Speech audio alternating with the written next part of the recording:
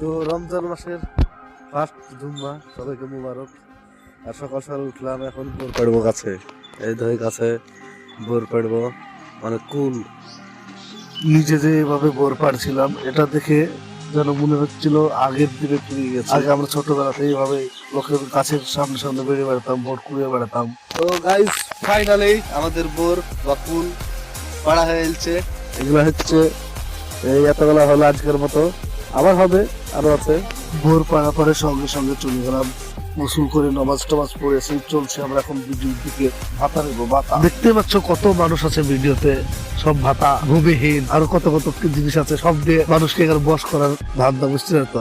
আর কিছুদিন বাদ দিয়ে তো হচ্ছে আমাদের ভোট, ইলেকশন, মমতা জিততেই হবে, সামনে তো দিতে পারছে না। তো এখন ভাতা কত কিছু আছে, আর সব ফর্ম ফিল আপ হচ্ছে, সবকিছুর মাধ্যমে দিয়ে দিয়ে বলতে চাইছে যে ভোট আমাকে দাও। এই ইলেকশনের টাইমে মানুষকে এমন পরিস্থিতিতে ফেলেছে, সব টাইমে ভিডিওতে যাও, এখানে যাও, ওখানে যাও, ফর্ম ফিল আপ করো, এই ফর্ম ফিল আপ করো, এত টাকা পাবা, অত টাকা পাবা, মানে দিতে হবে ভোটে ভাই, কিছু করার নাই। দেখছো, আমিও সেই কুত্তার রকম দৌড়ে মারছি তোমাদের মতো। কি করবো, গরিব মানুষ, যেখানে টাকা পাবো সেখানে দৌড়বো। আর সবাই ভয় শুনে বুঝতে পারছো যে শরীরটা খারাপ। আর সব ভালো লাগলে ভিডিওটা লাইক, কমেন্ট, শেয়ার, ফলো।